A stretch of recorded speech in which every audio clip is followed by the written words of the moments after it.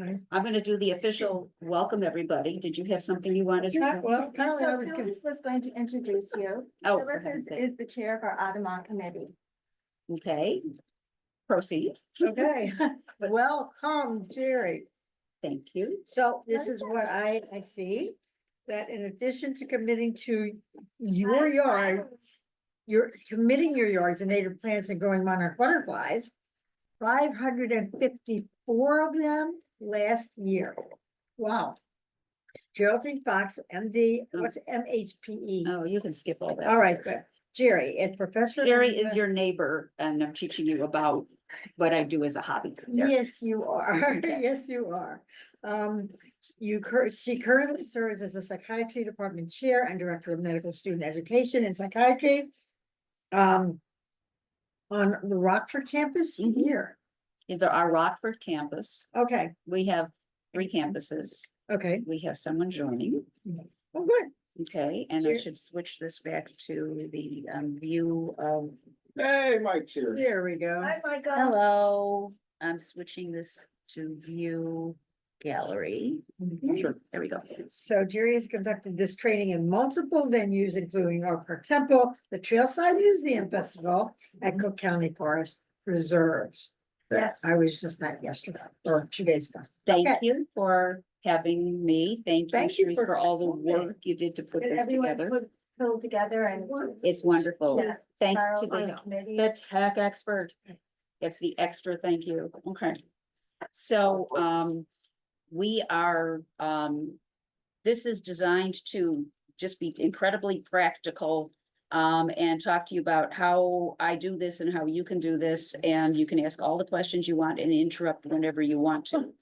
I'm going to start with the real-time, birth of, a butterfly here. Let me see if we can get him on the screen. I may have to just hold a bell here. I'm going Yeah, to, come towards me this a little way? bit more. okay, apparently this moves according to my voice. You know what? Yeah. I'm just gonna hold it Oh, here. It'll be okay.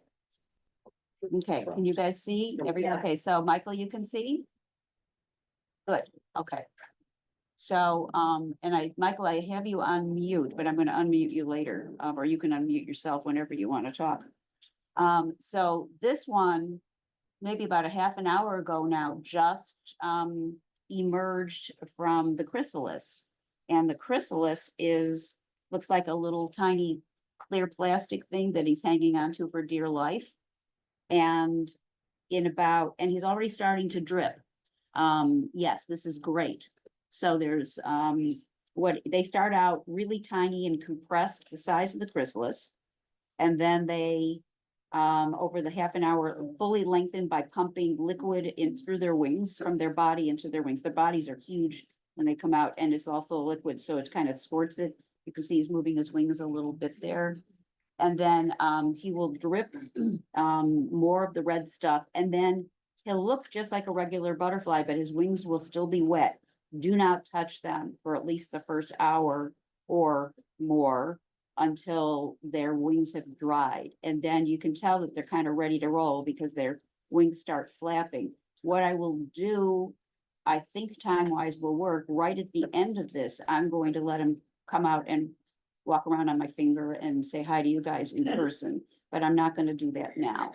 So, I'm sorry if I lost the screen there. Michael, you can see him okay? Okay, so I'm gonna put. Yeah, yes. Yeah, thank you. Oh, nice unmuting.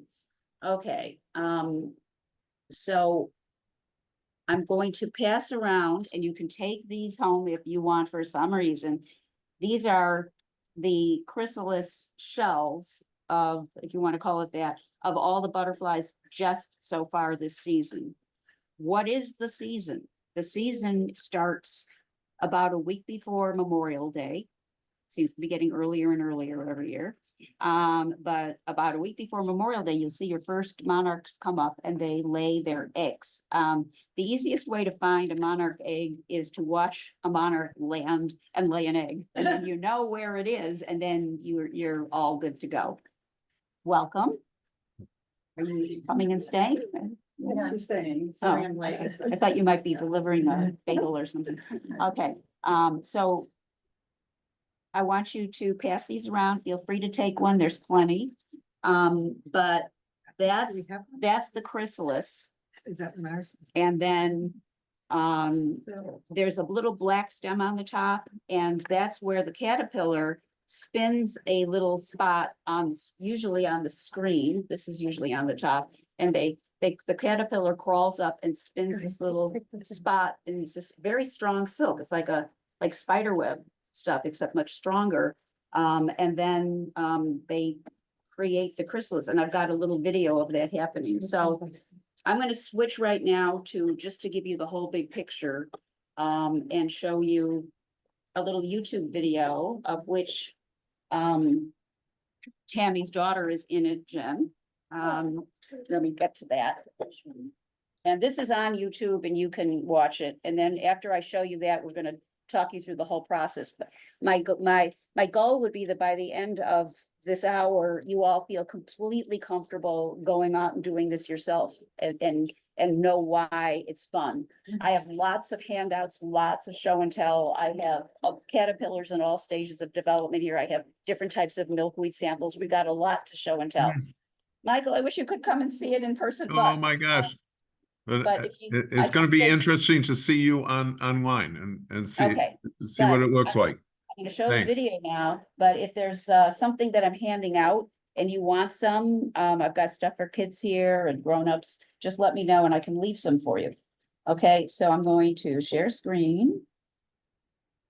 And I'm going to do share sound. Well, I'm gonna share sound first. Because I have learned, and then we are doing this guy. Yep. Okay. And then you'll want to Okay.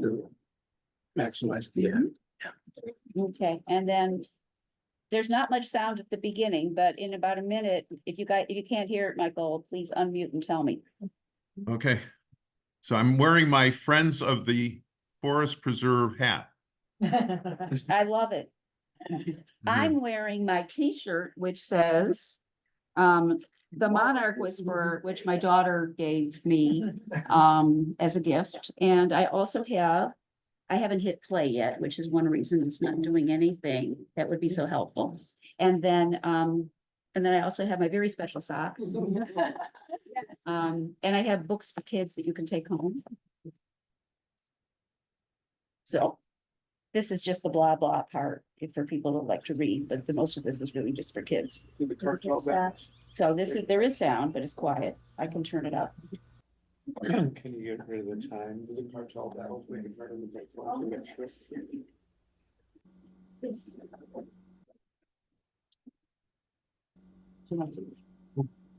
I think that's as good as it's gonna get.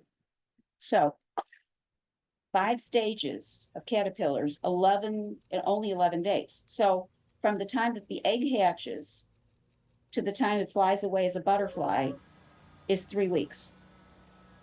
I don't know if you know Shelley Frank, now Michelle Flowers. She was one of my fellows. And so this is her daughter in my backyard. Is yellow and black.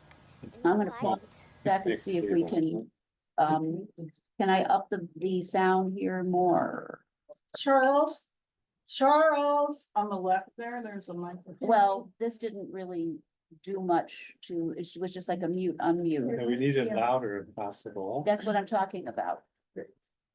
Can't hear it. Can I up the volume without The volume, minimize out? the volume was all the way up, so Well, yeah, so then there should be a volume on the, this is all the way up too. okay, fine, then it is what it is.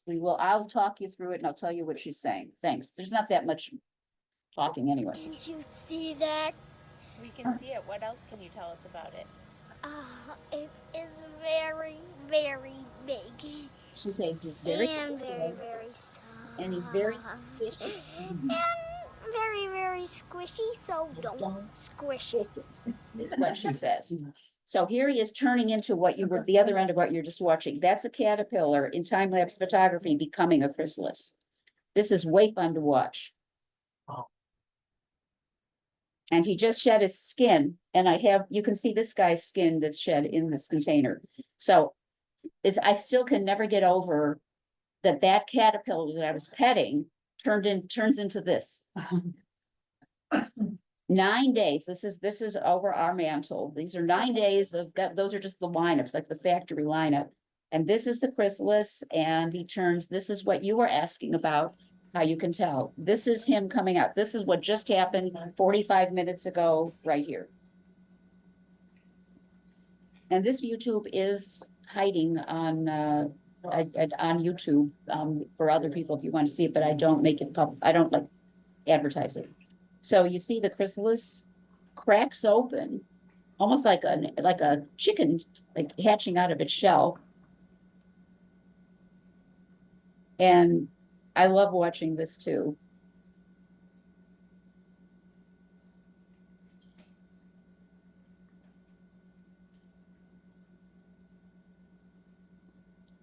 And here he goes. And you see how fat his body is and how tiny his wings are? And he's holding on tight, and his little proboscis is like curled up at the top. So he's got little tiny claws, they don't hurt. And he hangs on really tight. This is way fun to do in your house. And they really do, this guy will do it too.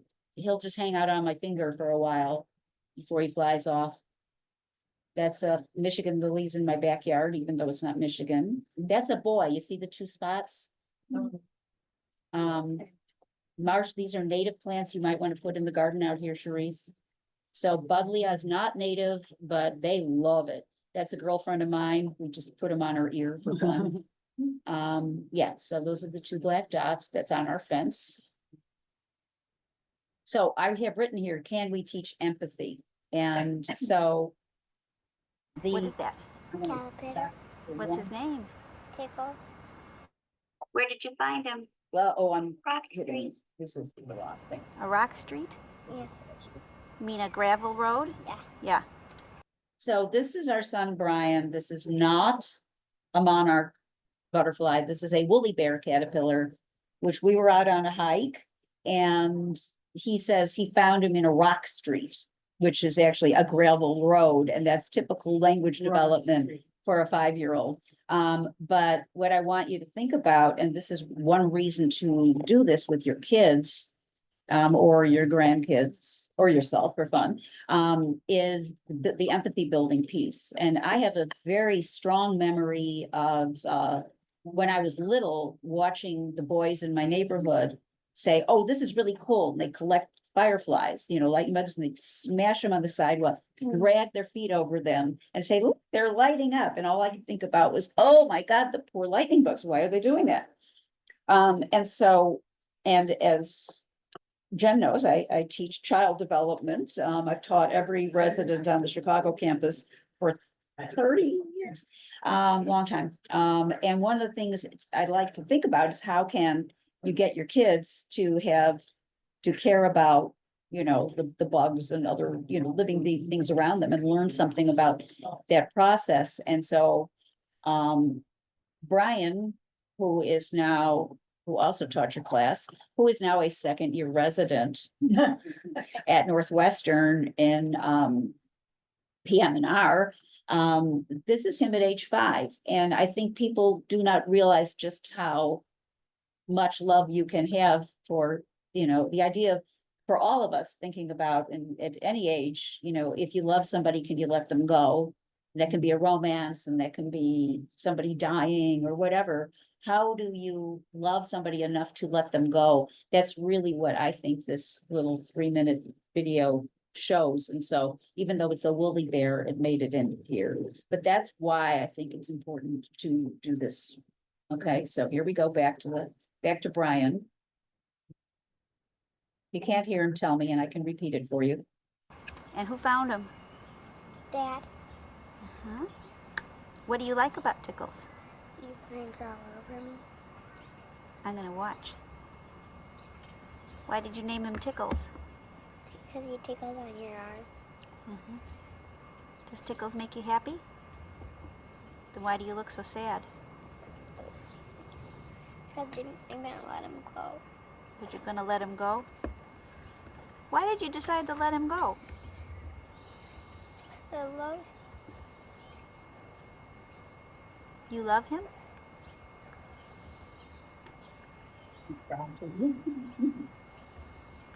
Why do you think if you love him, you would let him go? because I can get some food and eat. Is that leaves? Mm-hmm. He said, "Go and get some food and Where have you been keeping him? Where's he been living? I couldn't have that he had all that with the container." What did we put in there for him?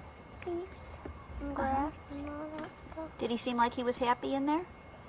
No, How could you tell? it's not moving. Right.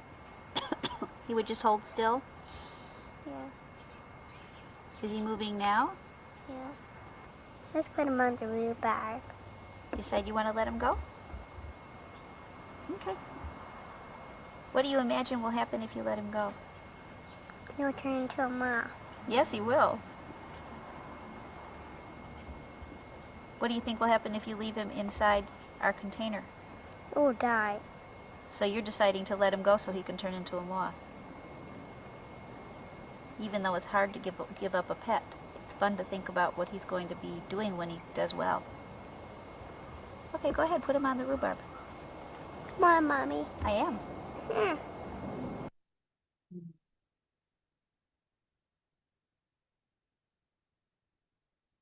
That's Maya's daughter, Abby. And she's still doing it. These are Phil Bertulfo's kids. This is Tammy's daughter. And this is a grown-up Corey Reader. Okay. That's Hannah in her kitchen. And yeah, thank you. Any comments or questions about that before I make a few and go back to show and tell? Teresa, you look like you have a question. No, not yet. Okay. Okay. So the last picture you saw where it says, "Thanks to Hannah who showed me how." How did I get into this would be a question someone might ask me, which I will answer. I have a dear friend, Michael Bostwick, who lives in Minnesota, who also designed our perennial garden in front of my house. And he was driving here to visit his garden and also to say hi to me, I think, from Minnesota. And what? You okay? Yeah. Okay, and then, Just trying to get in. oh, somebody's out there? Okay, anyway, so the car pulls up, it's like a VW, and he's driving, and his daughter Hannah, who was a teenager at the time, is in the car. And the rest of the car is completely filled with cases like this of caterpillars. Driven from Minnesota, of which she was tending hundreds and feeding all of them with milkweed that she was picking up along the way and also had brought along. And I was like, wow.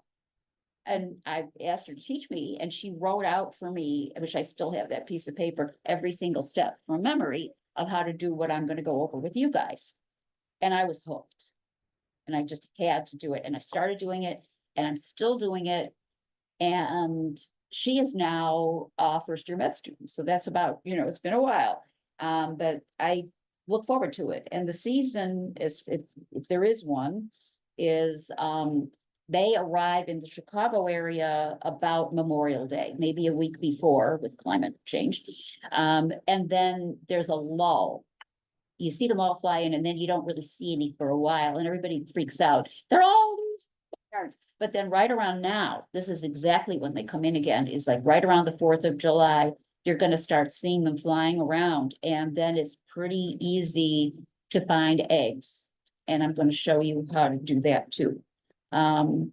Any questions or comments so far before we get into the show and tell part? Yeah. So I felt like I haven't seen any monarchs, so Right. it's just because it's too early and I shouldn't be freaking out that there aren't any. Yes, that's exactly right. So I belong to a Facebook group that just does nothing but talk about this. And There were like several days of, I've only seen one. Oh my God, they're extinct. I've only seen two. I've been looking and looking and looking. And then I get to write, I've raised 60 since Memorial Day. And I felt so guilty, but I wanted people to know that you can look for them, and really the easiest way to find the eggs is to watch a monarch. I mean, it's either gonna be a boy or a girl, and if it's a girl, it's gonna be, if they land on your milkweed and they're sitting there and you watch them, and I showed that in the video, if you go back and look, they have this little ovipositor which kind of curls around, and they usually lay an egg right under.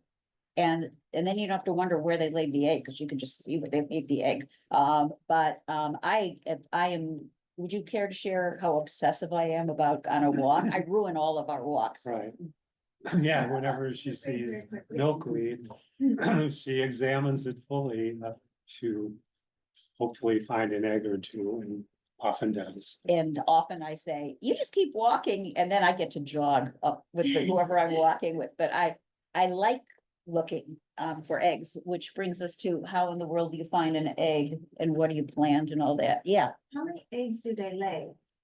they can lay many, but usually they lay one or two at most on a leaf. And then they might fly to another leaf.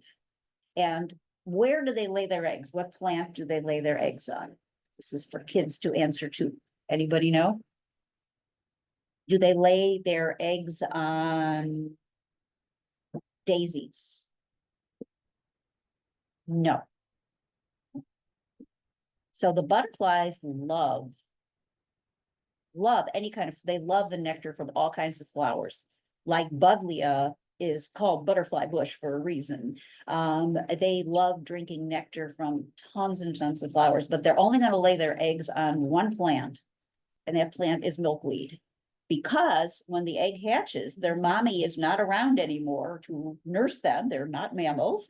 They just, there's just the egg, it hatches, and they are on their food source until they are chrysalises. It's all they eat. So if you don't have milkweed, they're not gonna be there, okay? So that's the first thing. Now, there are many types of milkweed. I just picked some. You can pass this around. You said you have swamp milkweed? I have both common and swamp. Okay, so I have these labeled at the moment, common milkweed and rose milkweed. And people love to plant rose milkweed because there's other types too, because it has much prettier flowers, they say. I don't think they're prettier flowers. I will testify that in the maybe decade I've been doing this, I have never once seen an egg or a caterpillar on my rose milkweed. I cannot recommend common milkweed enough. Is that Okay. the tall, big leaf? The very tall, the people think it's ugly. I don't. So this is a very small leaf. I want to make sure that there, I want to make sure that Michael can see. Okay. So this is a very small leaf. Usually they're these big leaves. And if you go over to Lake Lindbergh Park, you can see them. And at what's the there's another park. Taylor? Mills no, Mills Park? There's one on the south that it's south of, Southdale Park that has a dedicated Monarch station, Monarch way station, but Lindbergh has plenty. So anyway, common milkweed, imagine the leaf much bigger, and right now it has these beautiful pink balls of blossoms. And they smell good. And they smell good, and they're covered with bees, Yeah. all kinds of bees. If you go out there right now, I could just watch for quite a while. And you can go ahead and smell it now. But anyway, this is common milkweed. And then this is just lovely, but I would not get it for raising anybody. In terms, I just literally have never seen an egg or a caterpillar on it. Now, they may fly by and drink out of the blossoms. But when I was at the Park District event that I was, the Monarch Festival, they were ordering milkweed for everybody to take home, and they ordered the the rose milkweed. And I'm like, what are you doing? You know, Adam is the guy who runs it. They don't like, he says, well, but homeowners think it's more attractive. And I'm like, so what? You know? And then luckily, the place they ordered it from ran out of the rose milkweed and they ended up getting the common anyway. It was fate. Okay. Michael, did you get a good look? Any questions before I pass these around? He's just looking at it. Okay. He's on mute. I know, but he doesn't have anything to say right now, so I'm not gonna worry about it. Okay, so I'm gonna pass these around and so you can see what the differences are. And remember, I'm highly recommending this one with this big, gorgeous, it does smell good. And it has many different types of insects that like it too. Okay, We had a caterpillar, a monarch caterpillar on, we have one common milkweed. Yeah? That grew, we planted last year and grew. And we watched the caterpillar for several days and then one day it was just gone. So, yes, like, did it go somewhere to Yes. breed? It's. okay. yes, it went somewhere. So they Or like did it get? Okay, so one of the reasons to do this is that, I don't know how they came up with the statistic, but only 10% of these guys will survive if just left to their own devices. And when I raise them, I have probably 95 to 98% do just fine. Mhm. And there's a school of thought, which is let nature take its course. I'm ruining natural selection.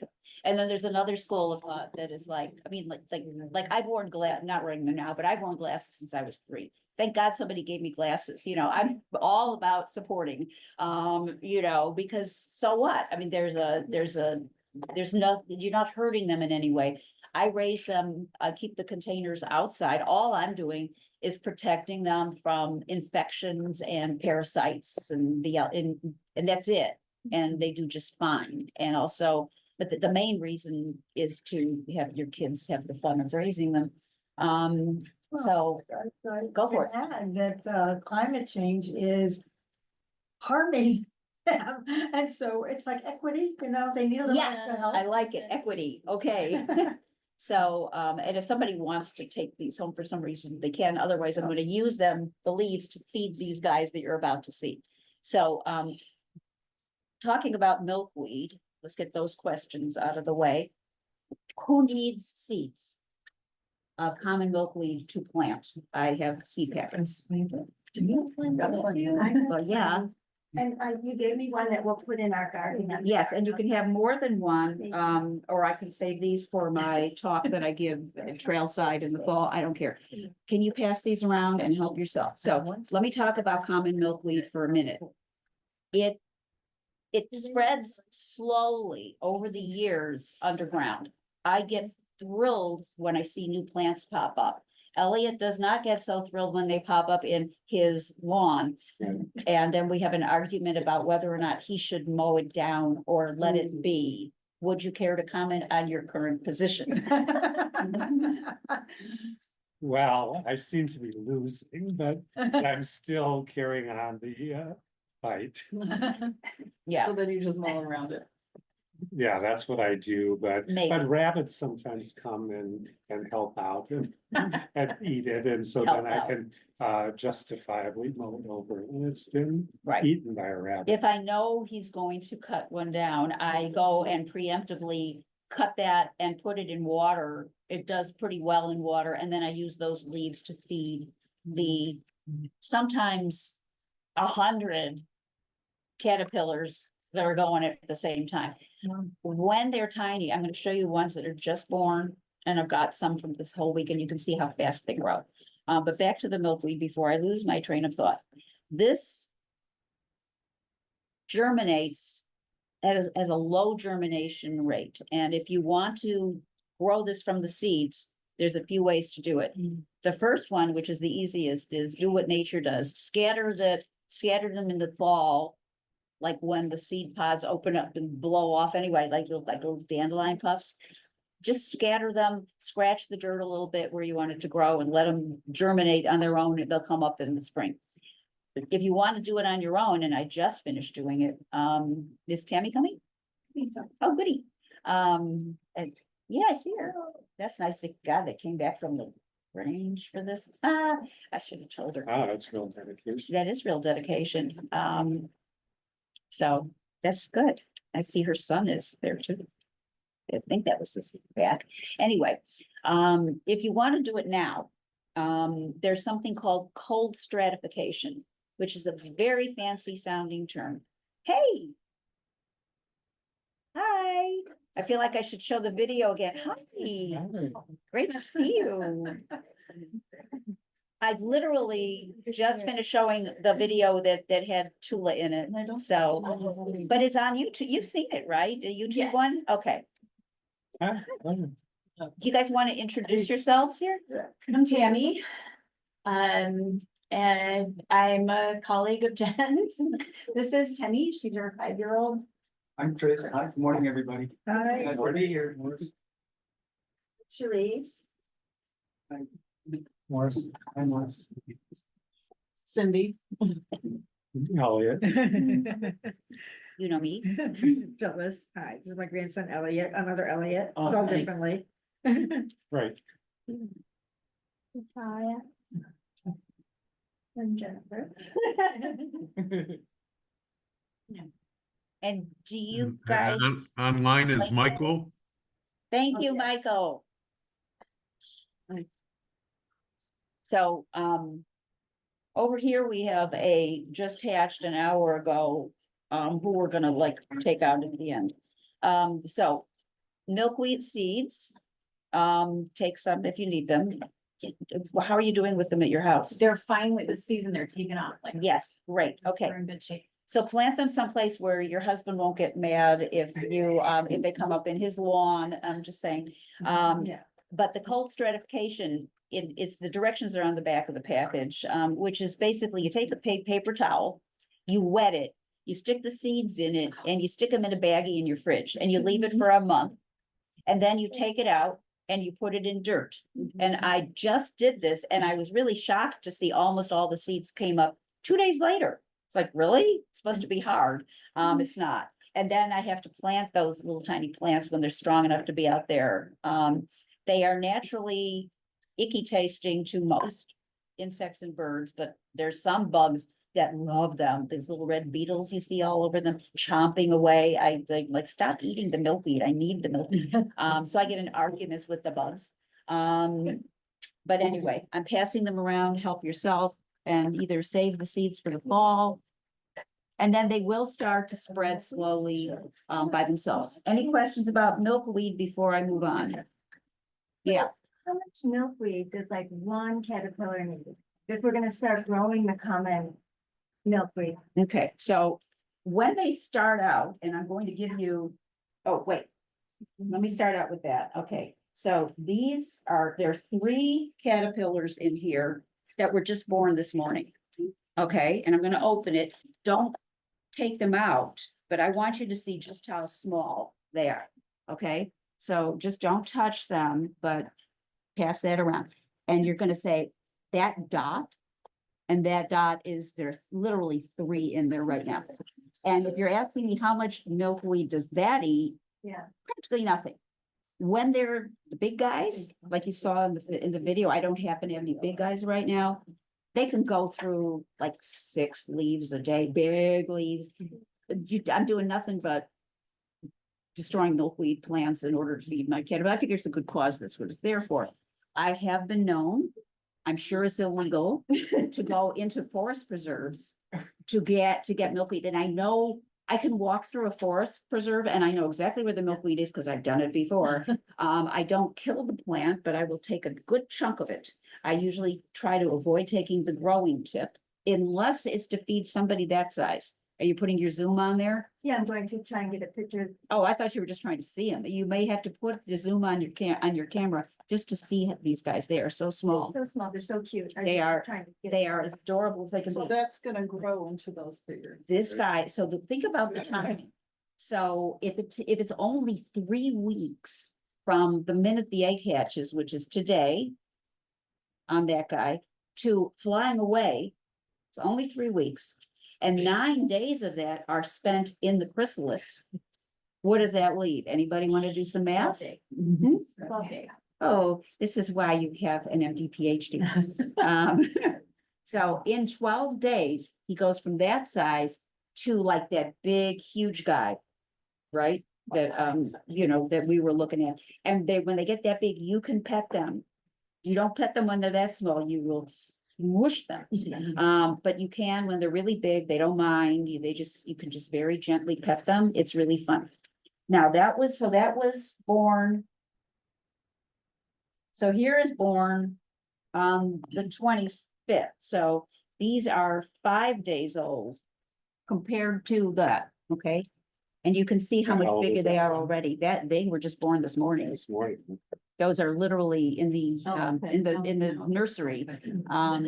So that's how much they've grown in 5 days, which is pretty cool. So this is just a dry tissue you put down, you just keep them safely enclosed. Yes, so I will talk about the enclosures at the minute. Now I'm going to turn this around so you can see them, because they tend to go under the leaves. You can see the little tiny holes where they were eating. Okay, I've got this. And this guy, okay. There's 2 in here that were just born yesterday. And let me find them. And so your big job with feeding them is really, there's like nothing to do. First of all, you want to make sure they have fresh leaves. Like this leaf always sort of dried up, and I would definitely give him a fresh leaf, but I changed it this morning. I'll change it again. And I just want to get this, so the 2 that are in here, okay. We have 2 in here, and these were just born yesterday, these 2. So you can see the difference in just less than a day between the ones I just passed around. Thank you. This is the part you're missing out on, Michael. But you can, you know, but just on the show and tell passing part. I'll send around the photos. Yay, Sharice is gonna take photos and send them to you. So this one's eating, it's so cute. I know, and when they get big, you can literally hear them. They chomp, they're like that, the mole people song, remember the mole people chompity chompity chompity, but on the edge of, and I've recorded it, on the edge of a leaf, they're just. And they're fun. So yeah, you have to be around for those few days to stuff them. They're incredible. Okay, and I don't like them to have dried up leaves. If you're traveling, which I do take them with me on vacation, sorry. I take a damp, I can pick some leaves if I'm worried there won't be any. I pick some leaves, wash them off, because they often have aphids on them and stuff like that. And I don't want to be giving them aphids. But I don't wash where there's an egg, obviously. And you put them with damp paper towel in the fridge, and the leaves keep, but they shouldn't be as dried up as these are now. These are 2 eggs, unless they've just hatched. Let me see.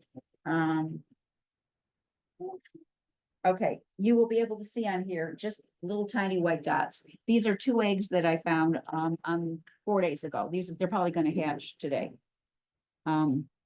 But they're just teeny. And the eggs, you're going to ask me, how do you tell an egg?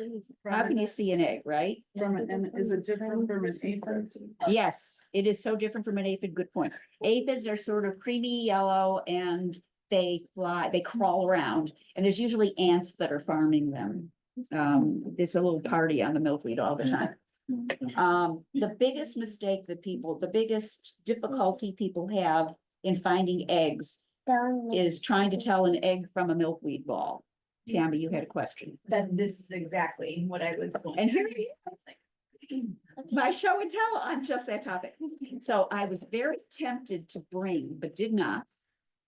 I was going to bring an actual football and a basketball to bring home the image to you that monarch egg looks like a football standing on end. It's creamy colored, and it has, if you take a magnifying glass, it has little ridges running from top to bottom. So if you imagine a football that's been glued to stand up on its end with ridges going around it, that's what you're looking for. And it's kind of a creamy white, closer to white than creamy. Where it's really confusing, besides the aphids, are milkweed balls. So if you take any leaf and you pinch it, and I could do it right now, I will. I can just keep this one for later. Did you guys all see this, these guys? So this is the only 5 days old and they're huge compared to. I think the images that they are like, they go from the size of a tiny person to the size of an Empire State Building in 9 days. That's the growth speed on these. But here, and I'm going to do it with that leaf that I just closed up. I'm going to take a leaf and I am going to squish it and make milkweed, make the milkweed juice come out of it, which is what they're eating anyway. Which is why they call it milkweed. Oh, there are other plants that do this, most specifically dogbane. Looks a little like milkweed, not enough for me to get confused, but I can see where people would get confused. And you'd say, oh, is this milkweed? You break a leaf off and it has this milk come out of it. It is not. You should look up a picture of dogbane because dogbane is named bane for a reason. It is also poisonous and there's lots of it all over. But I'm pinching this now and so you can see what the milk looks like and I'm squeezing some out. So very often a leaf just out in nature will have earwigs and beetles and all sorts of things landing on it and the little veins will get pinched and then a little ball will come out of the milkweed, which will dry, and you will think that is an egg. So I have here, this is my really best display of the day. This morning this says egg, and this says milkweed ball, not an egg. I would like you to feel free, in this case, don't touch the egg, but you feel free to pick up the leaf and examine it and so that you can see if you can figure out that and use your phone if you want, zoom in. You can see that the egg looks like a football standing on end. And this guy is not leaking as much as I would like him to. I'm gonna have to get another one. How many do you have growing right now? Right now? Yeah. Well, I should have brought whenever, this is sort of like a philosophy of life. Whenever I find one, I have a sheet of paper for each summer and I write the date and how many I found. And I only count the eggs that I find because God only knows what's going to happen after that. I do not count successful births. I do not count who didn't get an infection. I do not count anything. I do not count who became a butterfly. All I count are the eggs. I feel like an IVF machine here or something, but this is sorry. Really sorry. But I think that how many eggs did I find? Between the week before Memorial Day and now I've probably found about 80 eggs. And at the moment, almost, I don't have any big caterpillars to show you because all of those are pretty much doing what this guy's doing. Okay. So is that just in your backyard? You pretty on walks? So I obsessively go on walks and look, and I always come back on the one hand, very disappointed that nowhere else do I seem to be finding them. And on the other hand, really excited that my backyard seems to be the gathering spot. Now, why would that be? And interestingly, they have a memory, supposedly. Now think about that conceptually. We haven't even talked about what happens after they hatch or whatever we're gonna call this thing. Do you guys know about what happens? The travel, the migration? Okay, so this butterfly that's in here, he's gonna live maybe a month or two. I don't even know the exact amount. He's going to go fly off. He's going to eat. He's going to find a hot date. Have He's you going figured out the sex? No, because I haven't had him open his wings yet. I'm leaving him to the very end to do that, and we will. They're gonna mate. The female is going to get pregnant. She's going to lay eggs, and then after that, the adults die, and then there's the next cycle. That happens until September. And in September, and the season is really Memorial Day to Labor Day to make it easy to remember. So in Labor Day, it's the super generation. The butterflies actually look different. They have longer wingspan, they're sort of tougher, and those fly all the way to Mexico. And they are there all winter. And when the temperature falls below 55 degrees, they can't fly. So you'll see these pictures of them, they're all clustered on trees. And basically resting. And then when it starts to warm up down there, they start to fly and then they fly back, but those butterflies do the same thing with the cycle. So they will keep mating and dying and mating and dying. And so the ones that get back up here are not the same one that left, but the one, if this was the one in the fall, he would live for 8 months and fly down to Mexico. So why are they endangered now?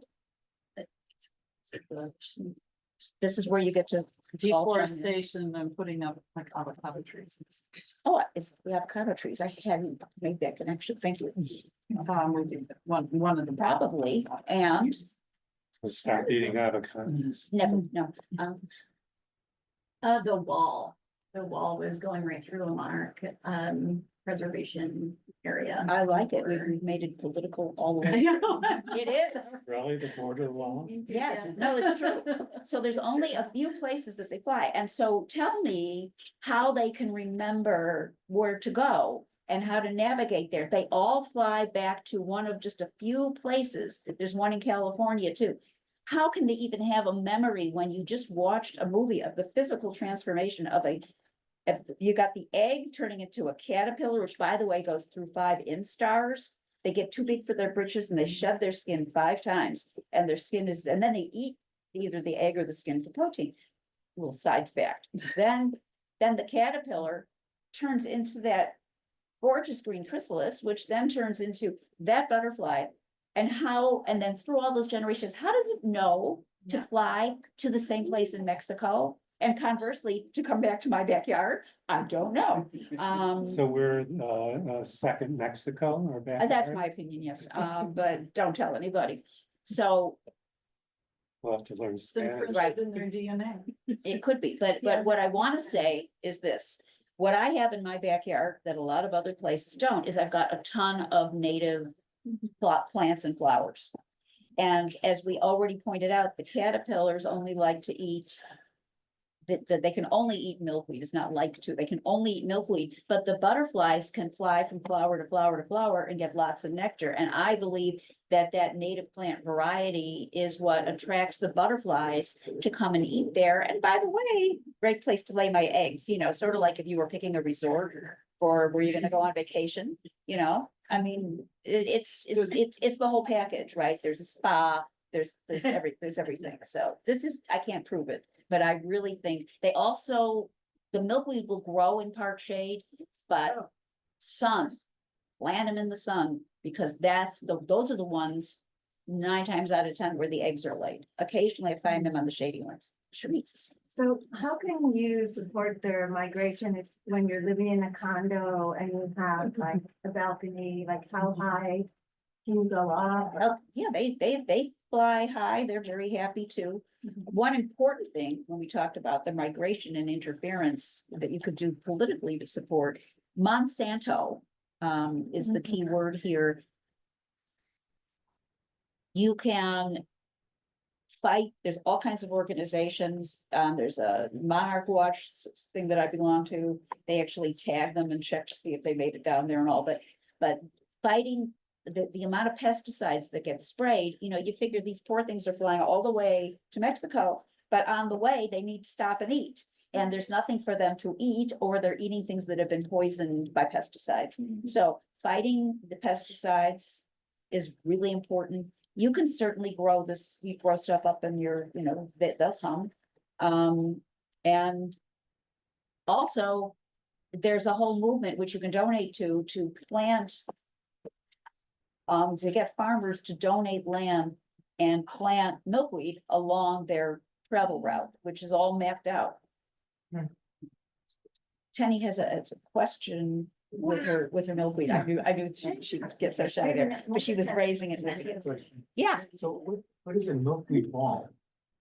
Oh, did you see it in there? Yes. All I meant by that was it's the liquid that comes, if you puncture the veins on the leaf, you'll see it'll drip a little. It's sort of like, I could show you places I sprayed. Yes, it's milkweed because it has a little ball of milk and then it dries. And that hardened drop is all I'm calling a milkweed ball. That is Okay. probably not a technical name. Oh. And if I have a nice fresh leaf over here somewhere, oh, I know. The ones that I just picked. This one? Oh. No, but I'm thinking I can make one. This would be one reason to, I just picked this morning. So for fun, I'm going to just poke it and see what kind of stuff comes out of it there. Okay. And you can do this too. Just stick your thumbnail in there and you'll see this white liquid come out. And what happens is that, insects and other things they'll poke little holes in it, or they'll bite it, and then it leaks. And the cicadas were not eating these, but they were all over it, and they have little sharp claws. And so that all the milkweed got little bumps. So if you want to pass that down, you'll see this is not a ball because I just made it into a line, but that's what it looks like. And when that dries in a round shape, everybody goes, oh, I found some eggs, and you did not. What was the mimicry that you said it was dog something? Oh, dog bane, Bane, right. dog bane, and there's some of it right in Lindbergh, and people go, oh, milkweed. It's not. Oh, it's not furry on the bottom. I don't know. Oh, you mean like the leaves being soft? Like the. Mhm.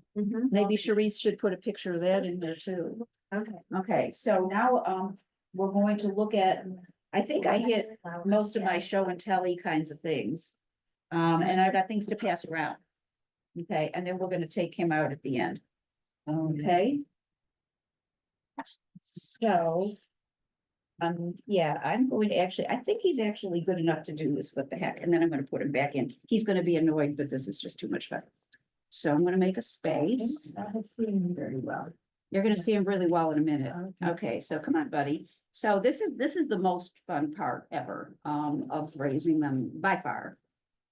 I mean, although it is nice to see the little cute guys. So we're gonna take you out of here. This is just a dried up leaf. Do your best. I'm very assertive about not letting them do this on the leaves. It's okay. Come on. Cause you're ready now. Come on. Butterfly. Okay, so I'm gonna walk around. First for Maura. For Michael, can you see him? That's a yes, okay, See it? Yes. good. Okay, and when he opens his wings, I'll be able to tell if it's a boy or a girl. And it is Elliot, girl. Wait. I could poke him and make him do it, but let me, Thought I saw black spots. Yeah. I see that. Oh, yeah, you saw black spots too. Come on. See, don't hold out on us. We're having a show here. Really ultrasound. Oh, he'll do it in a minute. So if he opens his wings when I'm next to you, I'm coming over, Chris. You can. Are you gonna tell us when you move from that kind of container to the? Oh, good point. Yes, I will in a minute. Let me walk around here. And if he opens his wings, tell me if it's a boy or girl. Go ahead. We don't have black spots. Okay, so if you see the two black spots when he opens his wings. Okay. Mm. Yeah.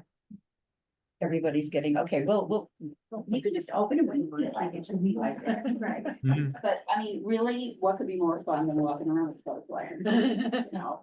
And then my photographer side is like, I'm in heaven. So every single time when it gets to that point, after he's drip dried for a couple hours, I'm keeping here a little bit. We'll catch it again. Well, he opens his wings when he's annoyed or losing his balance. And so I'm sure that will happen. How do you know when he's annoyed? Okay. Does he tell you that? How do I know what? He's annoyed. Oh, yeah, he tells you. Yeah, It's like, he doesn't actually make that sound. Maybe he curses in butterfly. yeah. Yeah, there you go. Okay, Thanks. Can I take a picture? sure. And you have to send it to me though. Yep. Okay. I'll get behind. That's a You great, should be that's a getting great it. shirt. Yes, my daughter gave it to me. That's awesome. Yes. And she has socks too. Yeah, oh, yeah. I hear, yeah, you missed the socks. Well, the earrings are blue Morocco's from, Costa Rica. But here we go. Okay, Tenny. Sending it right now. So where are the flowers? When he or she opens the wings, there will be, Oh, I saw that. did you see the dot? There's one dot on each side. Oh, it should do it. I'm now just deliberately annoying them, not nice. Did you see two dots or not? Elliot? No, I don't think so. So I think it's a female. It's okay, and he knows, because he does this a lot with me. Okay, which means this one's gonna be laying some eggs, you know, in these days, the next few weeks. Okay, I know, I know. And so the photographer in me, which is very joyful with this, I can go out and because I have so many perennials, I can say, oh, I've got this gorgeous lily at the moment, or I've got, and I put them on and they'll stay and they'll hang for like another hour. Because they really like to enjoy being right with it. They're not hungry right away, they're mainly just busy drying. And then they will fly off, especially if I've waited too long and they're really dry, they'll fly off right away because they're like, why did you leave me in there so long? But every time I have one of these, I put a photo of it on Facebook, which just means that anybody who's in my Facebook feed is only seeing whoever. I don't take pictures of them in general. I take pictures of the newborns. So every time you see one, it means that's somebody else who was born. You see? Okay, and then we'll get back to the when do you move the containers part of this. Any questions, Elliot? Okay. Come closer. I love your earrings. You're welcome. I Today. know exactly what they are. Yeah. Nice. Yeah, yeah, and you see, I mean, he's not in any hurry to go anywhere, right? Okay, so the question of how many, the young lady who taught me this, she's a true scientist. She would track how many she saw. Oh, thanks, Chris. I just got a text from you. So she would take her leaves, she would sterilize them in alcohol because she's so afraid they're horrible. There's a whole set of monarch diseases, which I'm not interested in depressing you with. But she's very careful and she sterilizes every one of them. And she would only have one caterpillar in each container. And for those tiny ones that you saw, she would have them in pill boxes. To me, I imagine that's kind of lonely. So I don't do that. That's totally me anthropomorphizing. And I don't. So when they're teeny, I will often have 3, 4, 5 in the container. And when they seems like they're starting to bother each other, I move them up. And then I start getting, like these, I have about 3 in each, but I just did that for you guys, because the one that has like the ones that were 5 days old, I've got another container with 6 of them sitting at home that I left. I thought, why should everybody come? Too bad you don't get to go. Then when after they've gone through about 3 or 4 instars, oh, that reminds me, I should show you what the skin looks like. So when he became, you can pass that, or I dumped it out of my hand.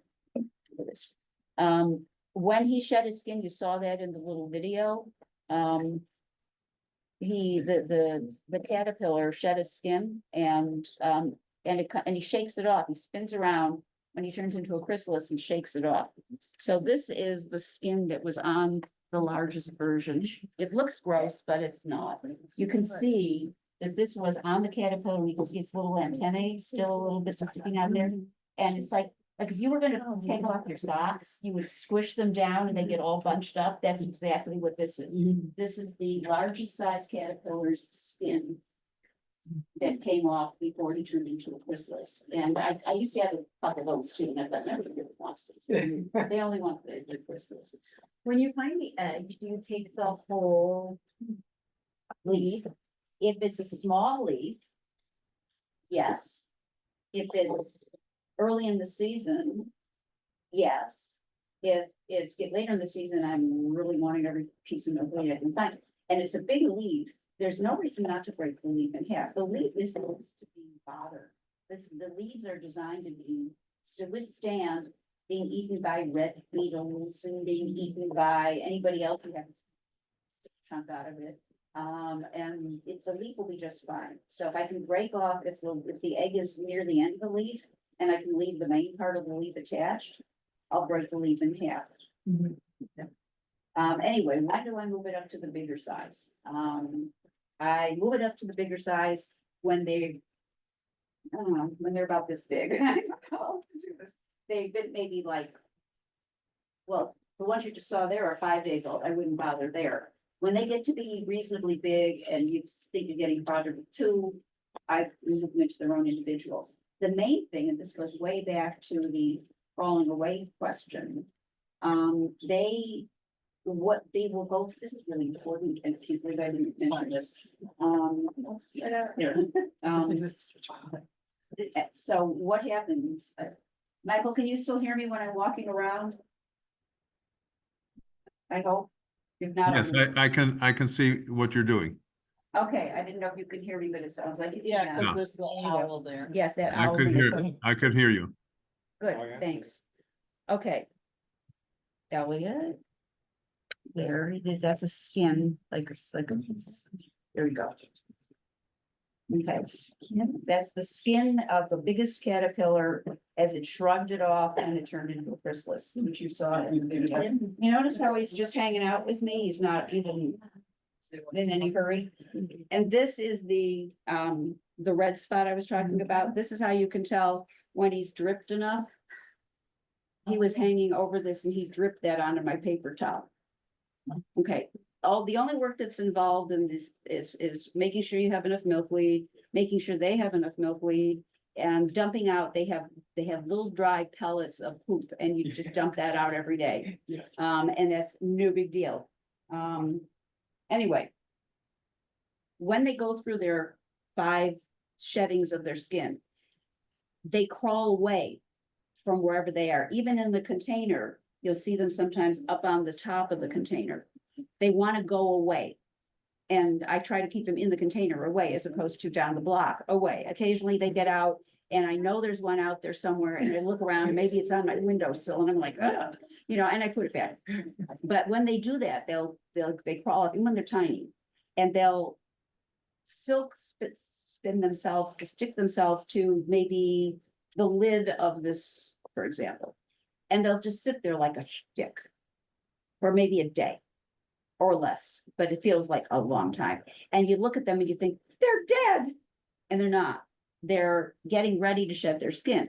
They're just, when you see them stick straight and not moving.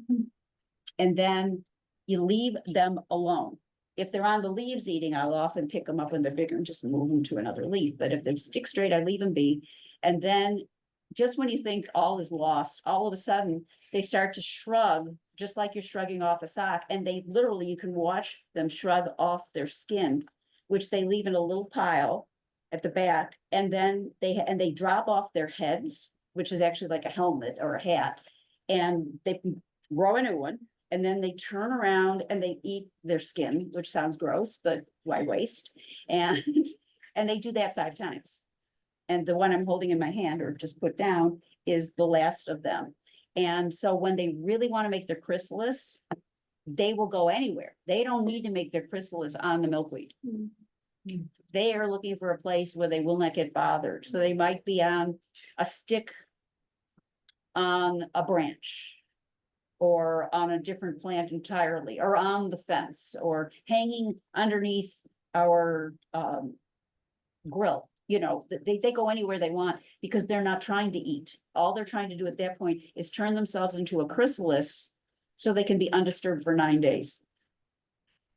They don't need milkweed anymore. When this guy does not need milkweed. He will later, if it's she will need this later when she wants to lay eggs. But right now I could put her on any plant and she'd be very happy. So that's why they go away. They're trying to find a safe place to make their silk spot. So in this, they like to go up. That's another important point about containers. So you had asked, I think, Charisse, about how much I spend on my fancy milkweed. Oh, no, just where you get all your. Exactly. Yes. You didn't ask specifically how much I spend. The answer is I spend 0. And what I recommend, these are Trader Joe's basil containers.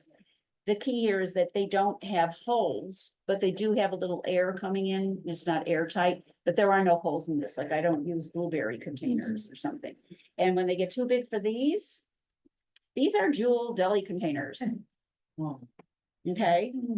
And during the pandemic, when they stopped having salad bars, I was screwed. And I asked all my friends to give me their deli containers that they'd saved up. And then we should probably stop, right? I just realized what time it is. Okay. You go all day if you want. So the only thing I actually invested in here, I got a roll of window screen, you know, the soft type, from the hardware store.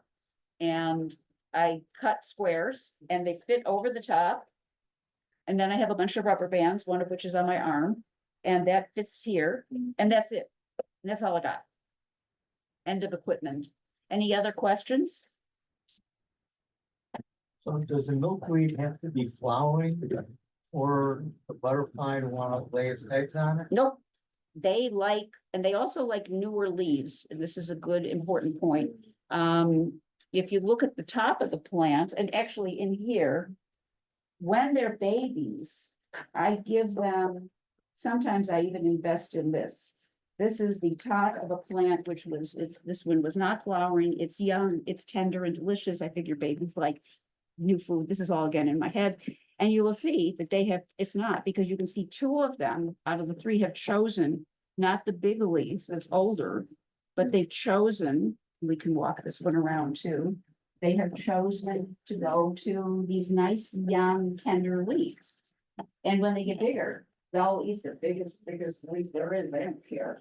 Kind of like humans. So this is like baby food, is how I see it.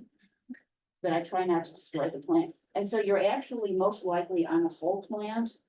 The plant was this tall and just had the newer leaves at the top. It's usually at the top 3 or 4 rows of the smaller, more tender leaves. That's where they choose to lay the eggs. And they don't care if it's blooming or not. Okay, any other questions before we wrap it up? Aren't they cute? Yeah. Take a picture of them too, if you like. More questions? I have things to pass out as take home for the kids. Actually, I can leave it with you if you want. Yeah, not bring it around. Okay, here, okay, you can bring it around if you want. Okay, so here's what I'm passing out. Some of which is courtesy of that Trailside Museum event, and some of this was after a running event in the park, and some of it is just mine. But okay, so I have, thanks. So I have, these are crayons. Wait, you can just, and if you have grandkids or kids that you are not here and you want to take some, go ahead. But these are draw a monarch caterpillar and draw a butterfly handouts. Thank you. And then I also have, take all you want here. And then I also have this is from Metropolitan Water District on a whole handout. And this is also for kids on the Save the Monarchs. So I can pass that around. For grown-ups that like to read, I have a couple of bookmarks. And then this is very cool. These are from Little Free Libraries. These can go back to Little Free Libraries, but I have 3 books, which are about stories about monarchs and their migration. This one's called The Prince of Butterflies. This is called Monarch Butterfly of Astor Way. And this one is a twofer. On one side is the story of monarchs. The other side is the story of coyotes. I do not know why they did that. It's a reversible book. What? Put it back. No, yeah, that's the right size for that. Okay, so I'm not going to say who gets which book, but these are to take home. Okay. Anybody want to say they want a book or which one? I'll take the coyote one. Tell you what, okay, you spoke, this is one of those first person, you get the coyote one. Thank you. And then, All right. and then you guys, Jen and Tammy, you get to fight over who gets which one of these books. And if you're done with them, you should put them in your little library. Make more. You can make it, yes, and I can take home the extras and use it. Next one for you. All right. Oh, your help. Okay, Where's my pants? okay, I'm coming back. Okay, Michael, you got any questions? No, this has been a lot of fun. Thank you so much. We're gonna wave goodbye to you there. Uh, Thank you for joining us. My downstairs neighbor is raising monarchs. Yeah, Yeah, yeah. She, well, but we're missing a little bit of sun. yes, the sun is important for this. I know. Oh, and that's right, Therese has handouts. Can you email it to her? Is there anything you want that we're passing out? That's what No, Michael it's okay. You're good? Thank you Okay. so much. I Thank have you a for naturalist, son who's going Ah. to, we're going to have a talk. Sounds good, okay. So the attachment is also connected to the flyer that went out. The attachment's Yeah. connected to the flyer, you mean the handout? Yeah, the handout. Okay, so Flyer Michael, there's a handout that I put together which outlines everything we talked about. Oh, okay. Thank you so much. I'm gonna get us off. Thank of you. Zoom now. Take care, bye. No, I Bye-bye. So maybe you're not. When you were, where you Thank were